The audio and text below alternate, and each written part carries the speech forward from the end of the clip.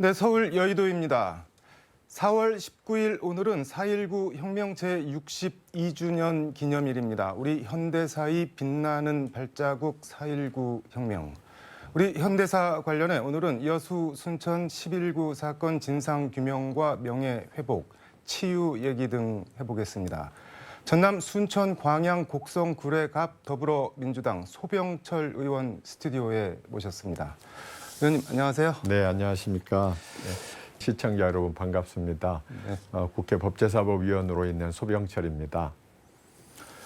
네, 인사 말씀 아주 간략하게 해주셨는데 잘 들었습니다. 네. 여수 순천 11구 사건 진상규명 및 희생자 명예회복에 관한 특별법안 2020년 7월 28일 날 대표 발의하셨죠? 네. 뭐 시청자분들도 많이 아시겠지만 법안 취지와 내용 설명 다시 좀 간략하게 해주실까요? 방금 앵커께서 말씀해 주신 네. 제목이 이제 그 법안의 모든 것을 담고 있습니다. 네. 다만 부연해서 설명을 드리면 네. 73년 동안 해결이 안 됐던 사건입니다. 네. 유사한 사건이 우리 한국 현대사에 많이 있었습니다. 왜 이 사건이 73년 동안 해결이 안 됐는가? 반란 사건이라는 그 틀 때문에 특히 이념 대립이 얽혀서 어려움이 있었습니다. 하지만은 우리 여수 순천뿐만 아니라 전남 동부권 그리고 전남북 경남 일원까지 수많은 민간인들이 희생됐던 사건입니다. 그런데 우리가 이 상처를 치유하지 않고서는 미래로 나아갈 수 없었기 때문에 뒤늦게라도 이렇게 진상규명과 명예회복을 하는 특별법이 통과돼서 굉장한 의미가 있다고 생각합니다. 네. 이게 올해 1월 21일부로 해당 특별법이 시행이 됐는데 원래 법안 원안에는 그 직권조사 같은 거 하기 위한 사무처가 있었는데 중간에 빠졌잖아요. 네, 뭐 네. 특별한 이유가 있나요? 이 법안은 결국 협상 과정에서 네. 야당과 이제 제가 여러 협상을 하면서 들어가고 빠지고 한 부분이 있습니다. 네. 이제 사무처 부분 같은 경우는 사무처가 있으면은 조사나 신고가 좀 더 체계적으로 이루어질 수 있다는 장점이 있습니다. 그러나 또 거기에 대해서는 기구가 너무 방대해진다 하는 반론도 있었던 것 같습니다. 네. 그래서 협상 과정에서 빠졌고요. 그러나 지금 중앙위원회, 실무위원회 그리고 실무위원회는 전남도에 설치되어 있습니다. 그리고 자문기구 이런 등등으로 해서 네. 이 법을 수행하는 데 있어서는 전혀 지장이 없다는 점을 말씀드립니다. 네. 지금 뭐 신고 접수는 뭐 잘 되고 있나요? 반응이나 이런 건 지금 이제 사실 73년이면 생각해 네. 보시면 유복자로 태어난 분도 지금 75세가 됩니다. 네. 이 말씀은 무슨 말이냐면 희생자와 유가족이 거의 생존해 있는 분이 없다는 의미가 됩니다. 그래서 이것을 규모를 밝히는데 저는 상당한 시간이 소요될 거라고 생각합니다. 특히 당시에 아시다시피 한국전 시작 전이었지 않습니까? 네. 그래서 이런 자료들을 앞으로 차근차근 찾아내야 된다. 제주 4.3 사건의 예를 들어서 설명을 드리면 네. 제주 4.3 사건 2007년도에 13,500명의 희생자가 밝혀졌고 그 뒤에 17년 동안 해서 1,000명 정도가 더 나왔습니다. 그런 걸로 생각을 해보면 우리보다 22년 먼저 시작했던 법입니다. 저희는 지금 올해로 74년이지 않습니까? 네. 바쁘게 마음먹어서는 안 된다. 오랜 기간을 두고 찾아내야 된다. 지금 방금 말씀에서 이제 신고 부분 말씀을 주셨는데요. 네. 오늘 우리 KBC에서 이 방송 대담을 예정을 해주셔서 최근 통계를 좀 확인해 보니까 네. 4월 14일 현재 접수된 게 960건 정도 접수가 됐고 희생자는 986명이 신고가 됐습니다. 네. 유족은 2,813명. 그러면은 제1기 진화위에서 밝혀진 희생자가 816명입니다. 네. 이제 그분들도 우리 여순사건위원회에서 희생자로 인정을 할 겁니다. 그래서 저희는 지금 신고 기간이 1년 그리고 조사 기간이 2년 해서 토탈 3년을 예정하고 있는데요. 네. 저는 앞으로 10년에서 20년 정도 더 진상조사를 해야 된다. 이런 예상을 하고 있습니다. 네. 뭐 일단 시작은 잘 하고 있는 것 같은데 혹시 뭐 미진한 점이나 이런 거는 뭐 보완을 해야 될 게 있는 게 굉장히 중요한 말씀해 주셨습니다. 네. 아까 말씀드린 생존자가 지금 없지 않습니까? 네. 그래서 전문 또 이제 옛날 기록 이런 것을 봐야 되는데요. 이제 지금 전라남도에서 전담 조사 요원이 한 40여 분, 그리고 각 읍면동까지 하면은 한 500명 가까운 인원이 투입돼 있습니다. 네. 그러나 제가 지역에 가보면 예전에는 여순 사건의 희생자라고 하면은 주홍 글씨가 붙기 때문에 굉장한 피해 의식이 있습니다. 네. 법이 통과됐는데도 그런 인식을 싣는데 시간이 좀 필요할 것 같습니다. 그래서 희생자나 관련되는 분들께서 안심해도 좋다는 마음을 좀 가져주셨으면 좋겠습니다. 네. 두 번째는 이 연로하신 분들이기 때문에 신고하는 데 있어서 절차적인 어려움이 있을 겁니다. 네. 그래서 앞으로 이걸 행정 편의 위주가 아니라 희생자나 유가족 위주로 초점을 맞춰야 된다. 네. 이 부분이 이제 저희가 노력해야 될 부분입니다. 네. 시민단체와 통해서 저희가 이런 부분을 보완해 나가야 된다고 생각하고 있습니다. 네. 이게 피해자분들의 인식 그리고 행정적인 절차 이 두 부분이 말씀하신 대로 좀 묶여져 있는데 네. 구체적으로 이걸 어떻게 개선하고 해소를 해야 될까요? 그러면? 최근에 이제 전라남도에서 찾아가는 신고 그 센터와 비슷한 것을 잠깐 운영해 봤습니다. 이런 것도 아주 좋은 시도라고 생각합니다. 네. 그리고 가능하다면 이제 직접 피해자가 아닐지라도 전문한 말하자면 우리 이웃집의 할머니가 옛날에 이런 피해를 당했다더라 네. 하는 것을 같이 판단을 하지 마시고 여순 사건과 관련된 것은 전부 신고를 해 주십시오.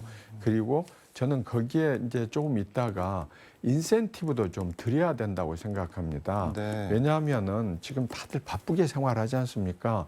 내 일이 아닌데 내가 굳이 가서 신고까지 해야 되나 이런 분들이 상당수 있습니다.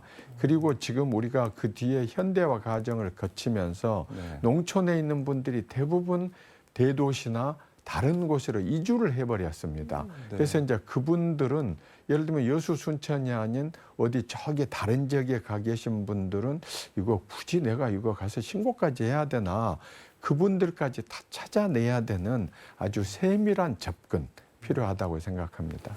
이게 뭐 만만치 않은 작업이 아닐 것 같은데 일단 배보상은 이번 특별법에서는 빠진 거죠? 그렇습니다. 이제 그건 저희가 우선 진상 규명이 먼저지 않습니까? 그리고 이제 배보상도 명예회복의 한 일환이라고 할 수 있습니다만은 유족들께서 배보상보다는 그런 주홍 글씨를 지워주는 특히 반란 사건 관련자라는 이걸 지워드리는 것이 필요하지 않습니까? 네. 그래서 과거에 이 법이 20년 동안 8분의 국회의원들이 대표 발의를 했었습니다. 번번이 국회에서 폐기돼 버렸죠.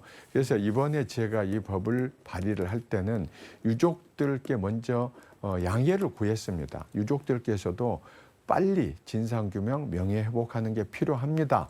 이렇게 결단을 해 주셔서 네. 배보상은 뺐습니다. 그런데 제주 4.3 사건이 2000년에 특별법이 발효됐습니다.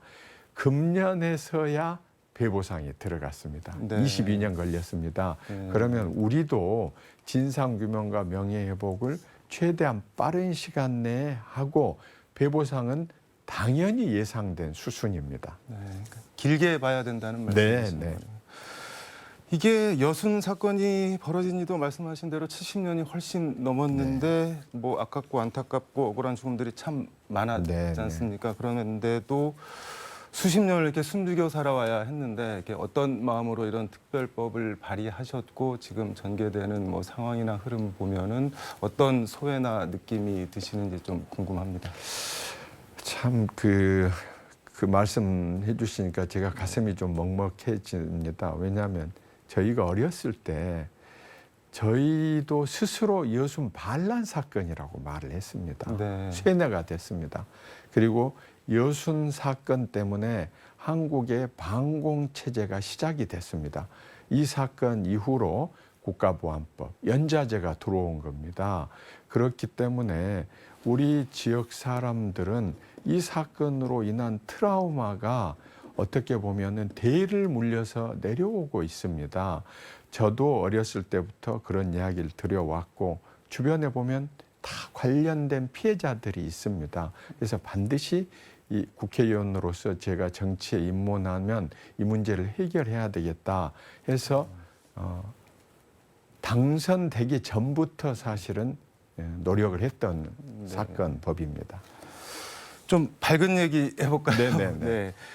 그 지역구에 순천이 포함되어 있는데 내년에 순천만 국제정원 박람회가 열리는데 국제정원 박람회 뭔가 상당히 유명하고 뭐 이런 것 같긴 한데 정확하게 이게 뭐 어떤 맞습니다. 건가요?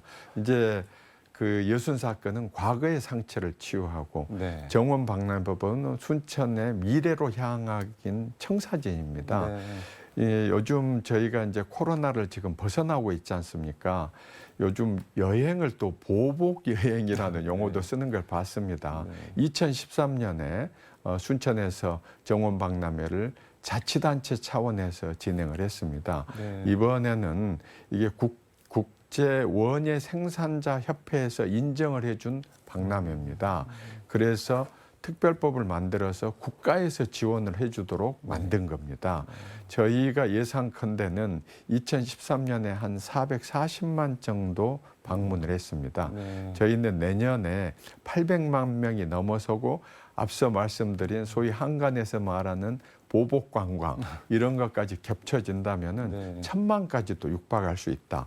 그러면 이렇게 많은 관광객들이 오면은 당연히 순천 경제가 활성화되고 네. 일자리가 늘어나는 그런 긍정적인 의미가 있습니다. 네. 제가 이걸 특별법을 만든 이유는 사실 내년 정원 박람회도 중요하지만 네. 2033년에 이거보다 훨씬 더 큰 그걸 보통 A1급이라고 합니다. 네. 이번에는 B1급인데요. 그러면은 A1급은 120-30개국이 참여를 합니다. 네. 지금 내년 박람회는 30-40개국이 참여를 하니까 비교할 수가 없죠. 네. 10년 동안 순천을 바꾸고 싶기 위해서 이 법을 만들었던 겁니다. 이게 뭐 제가 뭐 기대 효과나 이런 거를 여쭤보려고 했는데 지금 쭉 다 말씀을 네, 해주셨는데 이게 그러면은 뭐 2023 순천만 국제정원 박람회 지원 및 사후 활용에 관한 특례법 이렇게 돼 있는데 네, 그럼 네. 2023년 이후에도 계속 더 발전시키고 이렇게 해나가실 계획이시나요? 네네. 이제 그 뒤에 보면 네. 사후 활용이라는 법이 있지 않습니까? 네. 지금 여수 엑스포와 부지와 시설들이 네. 좀 지금 아주 어중간한 상태에 있습니다.